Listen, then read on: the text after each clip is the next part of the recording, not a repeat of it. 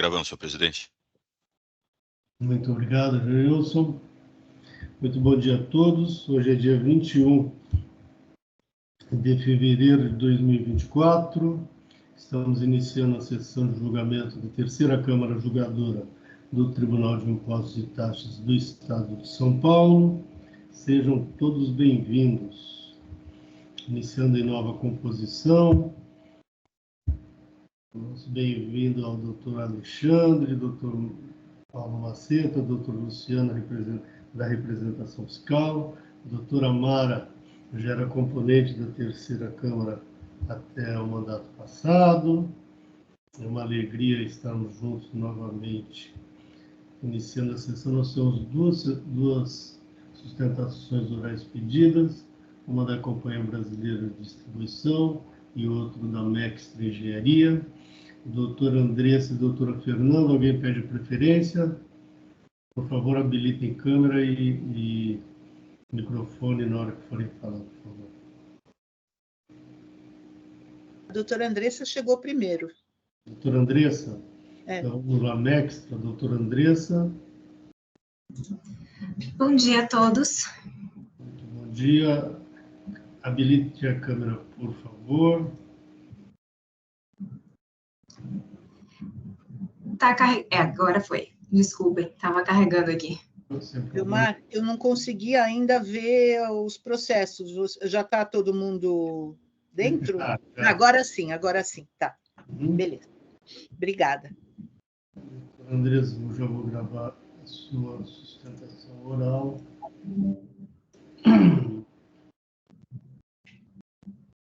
Qual é o processo dela?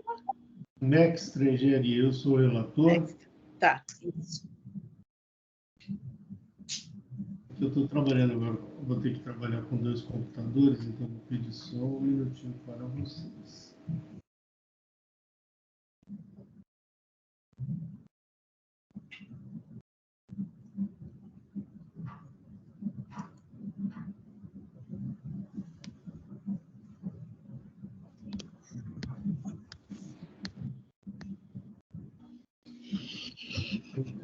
Doutora Andressa, vamos lá. Acusação, vamos lá. Primeira acusação, crédito indevido, de documentos considerados inábeis, que é a devedora. A segunda é recebimento de tocagem de mercadoria também inábil da mesma empresa. Terceira, emitir documentos do destinatário, declaração falsa do destinatário, também é mesma empresa. O quarto também é igual. Doutora Andressa, esse é o resumo das acusações.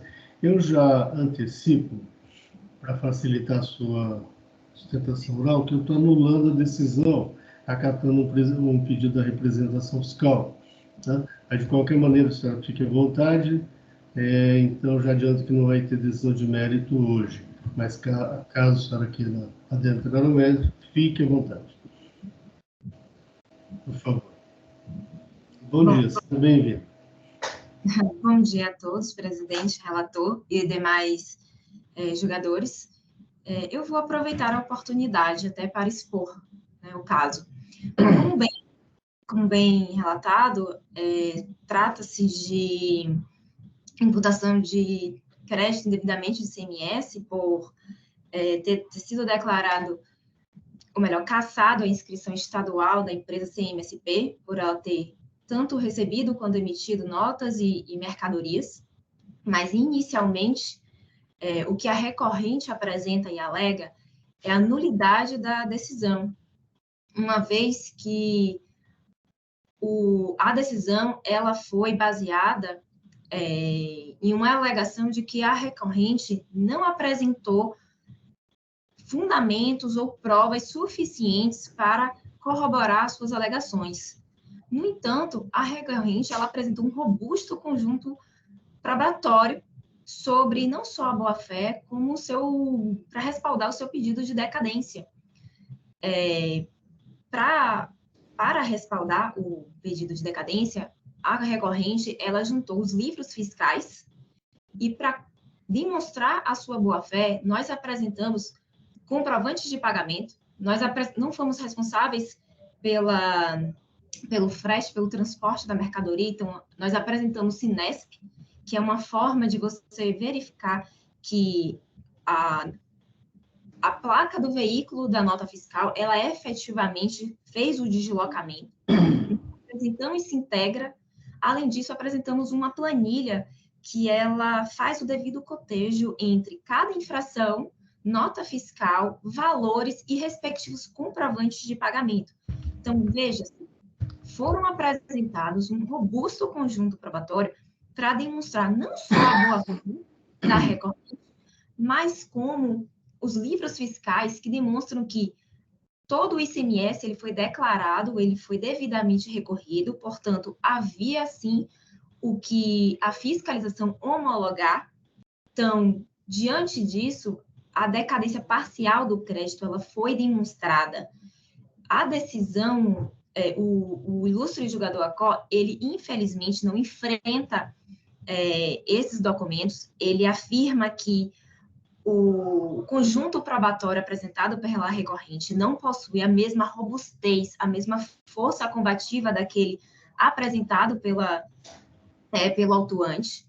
No entanto, essa presunção do auto de infração ela é relativa e, a partir dos documentos apresentados aos autos, é capaz de demonstrar a boa-fé. Então, é necessário que o ilustre julgador ele enfrente a documentação, ele analise todo o conjunto argumentativo, probatório apresentado pela recorrente. Então, a decisão, ela não observou a verdade material, foi abandonado essa busca e não foram analisados os fatos, os reais desdobramentos da operação, inclusive a própria concretização da operação.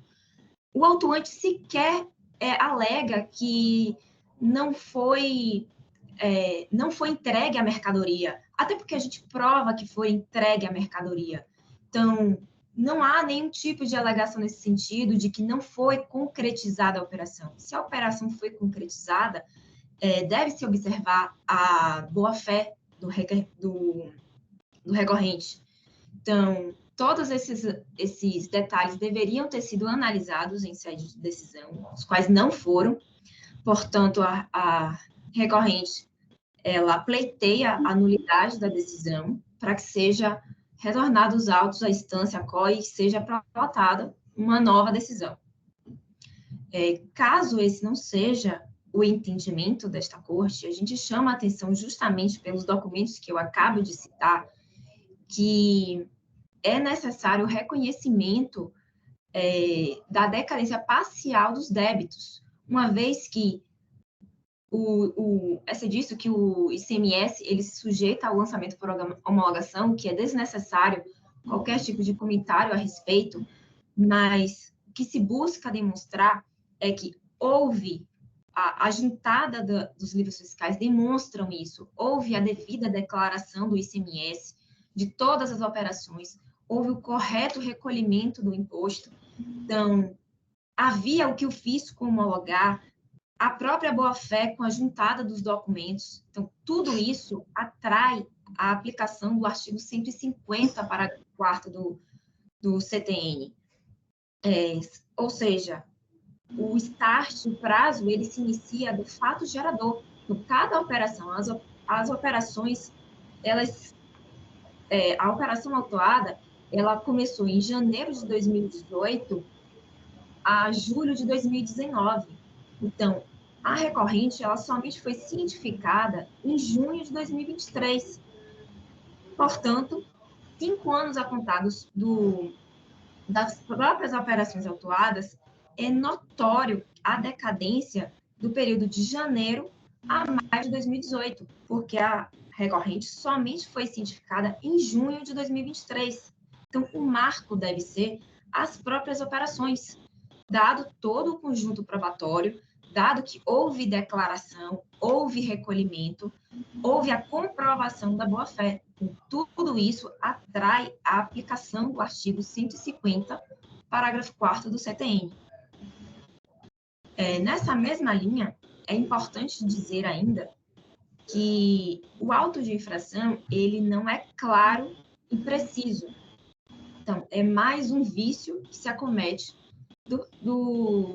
da própria autuação em si, uma vez que não foram observados os requisitos do artigo 142 do CTN, né? Não houve a exposição, a determinação da matéria tributável. O auto de infração, ele não é detalhado, ele não é pormenorizado.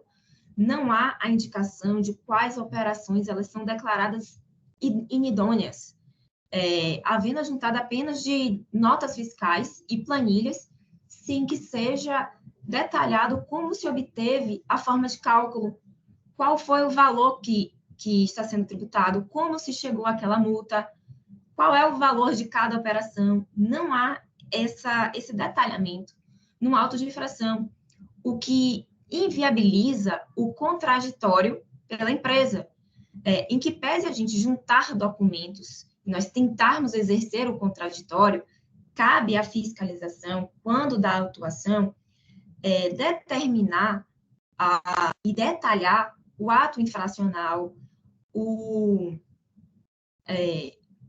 literalmente todos os requisitos para permitir o exercício do contraditório, não só detalhando a infração, mas demonstrando a sua ocorrência, pormenorizando a forma de cálculo, a base de cálculo, até para que, em um critério de liquidação, o recorrente possa e tenha meios de exercer o contraditório, de poder rebater a autuação em si. Portanto, é notória a nulidade da presente autuação, assim como o vício ou melhor, a concretização da decadência parcial do crédito.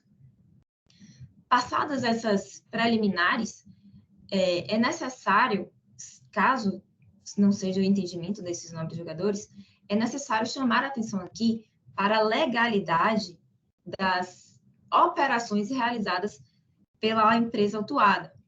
Como exposto em todo o processo administrativo e detalhadamente, né, a partir das provas, tanto da impugnação quanto do recurso, o que se observa é que a empresa CMSP, ela teve a sua inscrição estadual cassada em dezembro de 2020. E todas essa declaração, ela teve efeito retroativo e todas as operações, desde quando a sua abertura, foram declaradas inidôneas. No entanto, o que acontece? A empresa CMSP, ela, à época dos fatos, que foi entre 2018 e 2019, ela operava regularmente. Ela estava em situação regular perante ao fisco. Ela emitia nota fiscal, ela entregou a mercadoria. Ela estava funcionando normalmente. Então, o que se esperar de uma empresa? Ela toma os devidos cuidados, ela verifica a regularidade da empresa dentro do possível e ela toma os cuidados necessários quando da sua operação.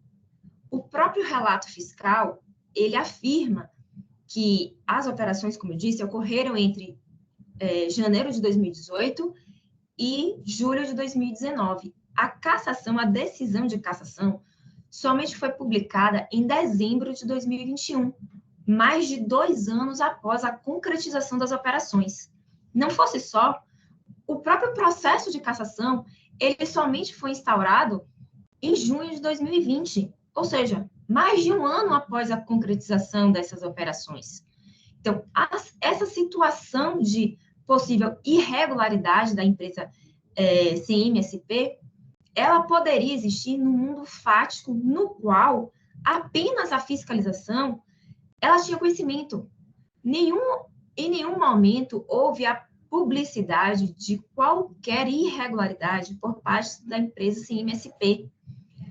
Tampouco a fiscalização deu margem ou publicizou qualquer ato que permitisse ao contribuinte, terceiro de boa-fé, tomar conhecimento de qualquer irregularidade. Então, é notório que a recorrente, como um terceiro de boa-fé, que teve os devidos cuidados necessários, ela verificou a empresa na época, a empresa estava emitindo notas, como eu disse, tinha... eu posso falar aparente, mas não só aparente, ela tinha uma regularidade concreta, ela estava funcionando, a recorrente tem os comprovantes de pagamento, de transferência bancária para todos como destinatário a CMSP. Então, nós comprovamos que efetuamos o pagamento de todas as operações para a empresa que teve a inscrição cassada, mas nós efetuamos o devido pagamento. Nós juntamos o Sintegra. O Sintegra é de 2021, apesar das operações terem ocorrido no ano de 2018 e 2019. Mas se a empresa, em 2021, ela está apta, ela está ativa, ela está regular, como Sintegra, como sectário lógico, ela estava apta e regular nos anos de 2018 e 2019. Então, a regularidade dela é concreta.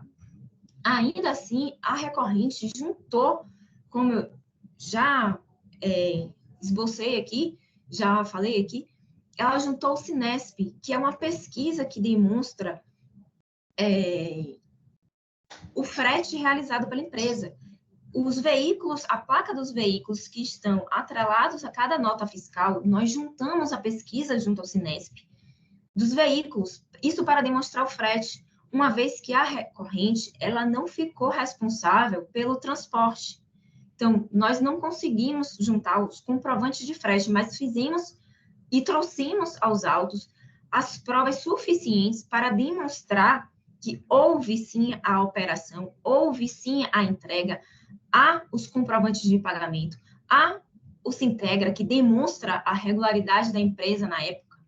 Além disso, a recorrente, ela juntou uma planilha no qual ela faz esse cotejo. Nós demonstramos que cada operação, cada nota fiscal, apresentamos o seu devido comprovante, apresentamos a placa do veículo que realizou o frete. Então, é de uma clareza solar a boa-fé da recorrente. Ela se desincumbiu do ônus probatório de demonstrar, por meio de todos os meios possíveis, que ela teve o devido cuidado quando da realização das operações. Ela se cercou dos cuidados necessários para a comercialização, para o sistema comercial brasileiro. Então, como falar que a recorrente não se desincumbiu do ônus probatório? Como afirmar que não houve a comprovação da boa-fé?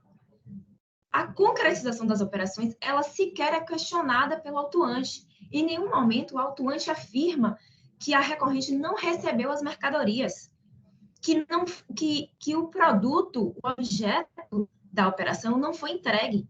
Pelo contrário, a gente prova que não só foi entregue, como tomamos todos os cuidados necessários para as operações. É salutar afirmar aqui que o próprio STJ, ele tem um entendimento de que a declaração de cassação da inscrição estadual, ela não pode retroagir quando é comprovada a boa-fé, justamente para não prejudicar um terceiro que se resguardou de todos os meios necessários. Doutora Andressa, me permite, o seu tempo já se escoou. Eu vou dar para a senhora mais 2 minutos para concluir, tudo bem? Claro, vou concluir agora. Muito obrigado. Então, como eu estava dizendo, o próprio STJ tem simulado esse posicionamento.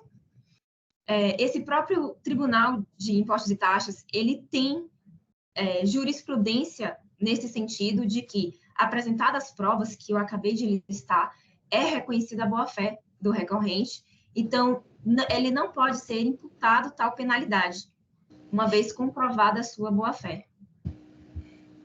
Muito obrigado, doutora Andressa. Eu sou relator, eu não tenho questionamentos. Doutora Mara, vou começar com a senhora. Algum questionamento da patrona? Muito obrigado. Doutor Alexandre, algum questionamento à patrona? Não, nenhum. Obrigado. Doutor Paulo Maceta? Não, nenhum, presidente. Muito obrigado. Doutora Luciana? Na verdade, eu eu só queria pontuar, apesar de não ter relação com o voto que o doutor Belmar já adiantou que proferiria da anulação da primeira instância, que em diversas notas fiscais dos autos, por exemplo, aqui as folhas 32, 87 e seguintes, não, para a patrona não. Ok. Desculpa. Sem que problema. ela consta como responsável pelo transporte, sim, nessas notas fiscais. Tá. Muito obrigado, doutora Luciana. Eu vou direto ao meu voto. Como eu já adiantei, eu estou anulando a decisão. Bom, a representação fiscal ela traz uma alegação que pode estar nulidade, etc. E eu digo, com razão adota a representação fiscal quando aduz que a decisão ACO deixou de se pronunciar quanto ao item 4 da acusação. E digo, em verdade, a decisão ACO não fez qualquer menção ao item 4 do AIN exordial, nem mesmo em seu relatório, assim como limitou-se a tratar de questões relativas a crédito indevido, o que compreende somente o item 1 do AIN exordial, descuidando de julgar os demais itens da acusação fiscal. Ainda que a decisão ACO entendesse, e digo isso apenas a título meramente hipotético e ilustrativo, que a então defendente não tivesse enfrentado outras matérias relativas às acusações fiscais, deveria ter motivado sua decisão dizendo o efeito jurídico de tal fato omissivo, o que não se viu na decisão posta, que assim se apresenta carente de enfrentamento de questão essencial deslinde do caso e da devida motivação. Diz-se que a análise de tais questões apenas nessa sede recursal implicaria em devida supressão de instância e, consequentemente, feriria o princípio do duplo grau de jurisdição, pois a parte sucumbente não teria instrumento processual dentre os previstos na Lei 13.457 de 2009 para ver reanalisados aspectos fáticos relacionados ao caso. E assim sendo, voto no sentido de anular a decisão ACO, devendo os autos retornarem ao julgador monocrático para que outra seja proferida regularmente. E esse foi meu voto.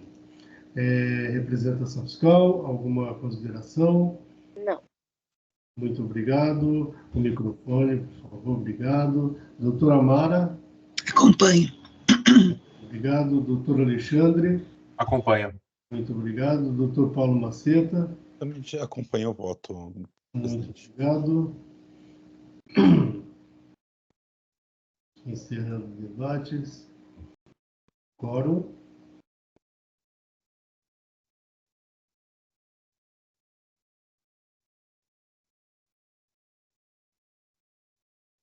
Em votação.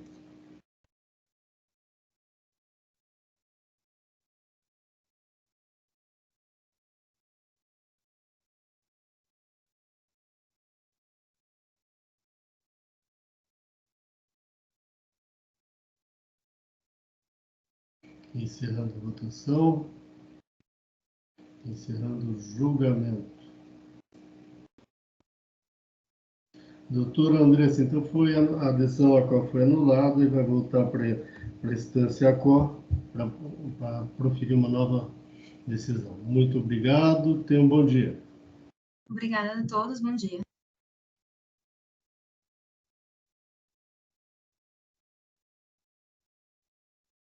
Próxima sustentação oral.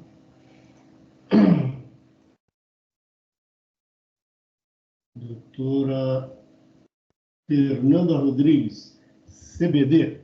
Bom dia, doutora Fernanda, tudo bem? Bom dia, ilustríssimo senhor presidente, tudo bem? Tudo certo. Vamos. CBD, relatora doutor Paulo Maceta. Vou registrar a sustentação oral.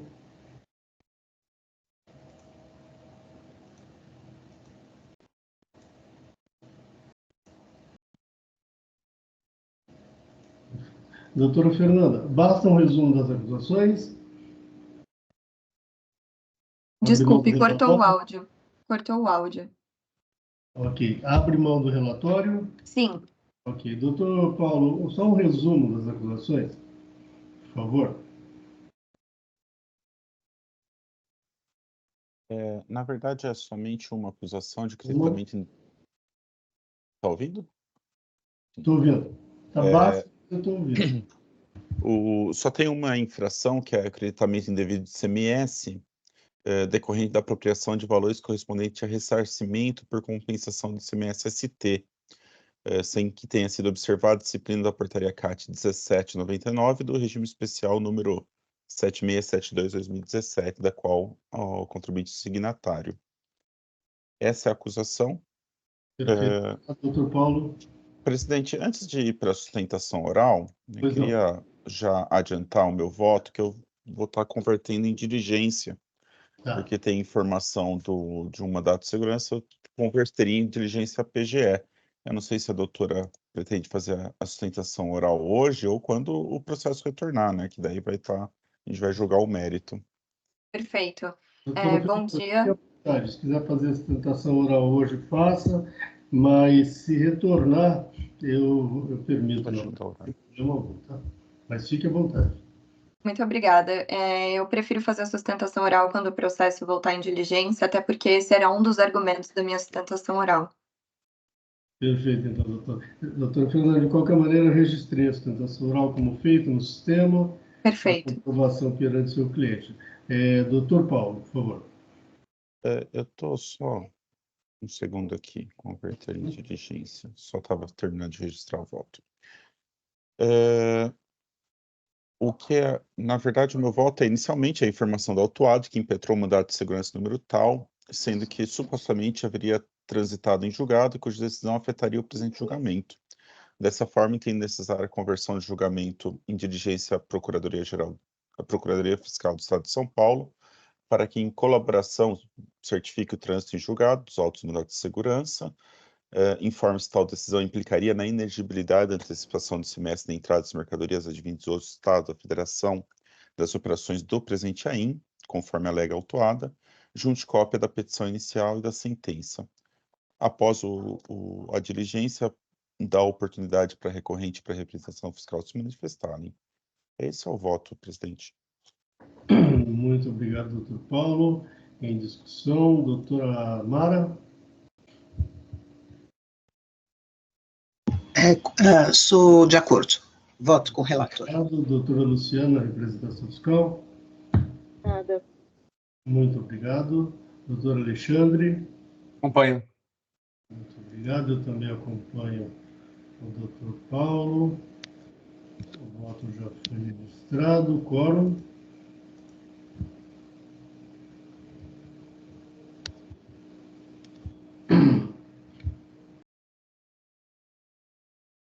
Em votação.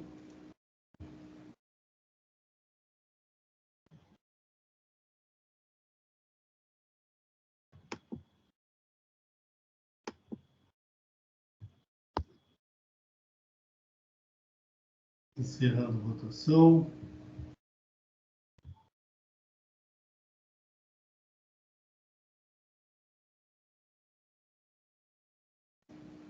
O sistema travou, viu?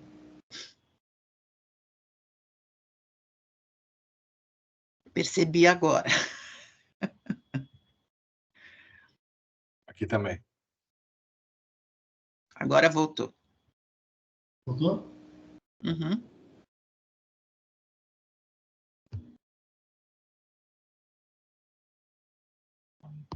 Encerrando o julgamento. Perfeito.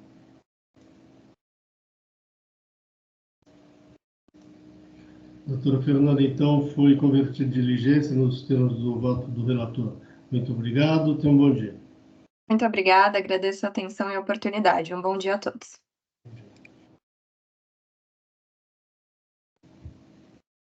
Próximo processo, relatora doutora Mara José Vanderlei Viteri. Você pode deixar eu não, registrar o voto? Por favor. Você abre para mim? Habilitado. Tá.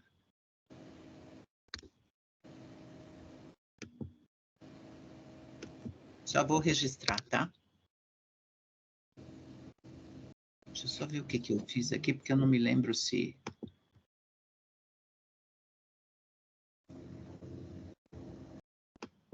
Espera aí.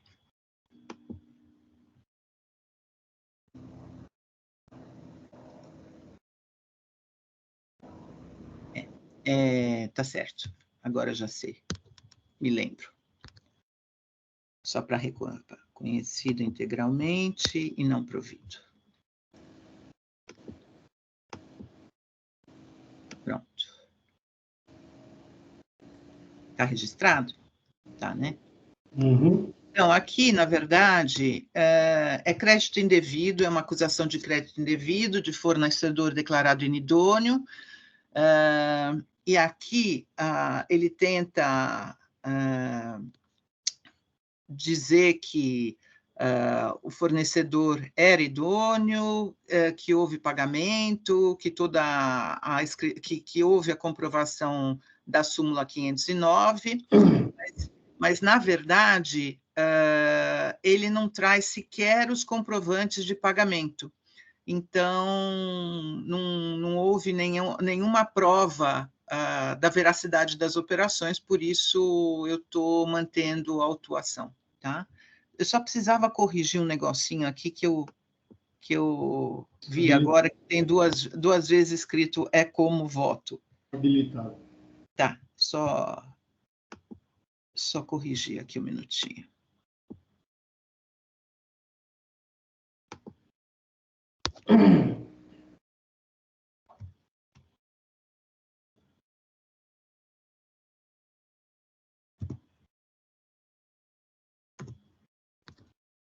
Pronto. Deixa eu só confirmar aqui, mais uma vez. Hoje o sistema está difícil, ele não mexe, ele não faz nada, ele trava. Muita calma. É como voto, está certinho. Só uma vez. Tá. Só faltava um O. Pronto. Agora está certo. Perfeito. Em discussão. Travou aqui agora o meu, mas está tudo certo. Vamos à representação fiscal. Doutora Luciana. Concordo. Muito obrigado. Doutor Paulo Maceta. Acompanha a relatora. Muito obrigado. Doutor Alexandre. Também acompanha a relatora. Muito obrigado a todos. Eu também acompanho o voto da doutora Mara. Encerrando debates.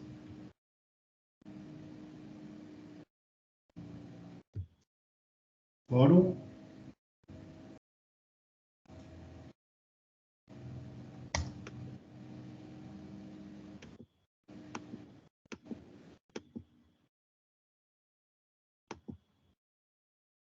Em votação.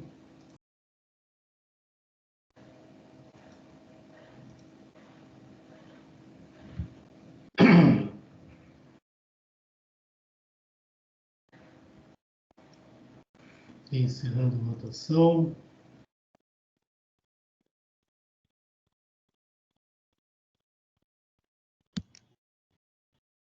Encerrando o julgamento.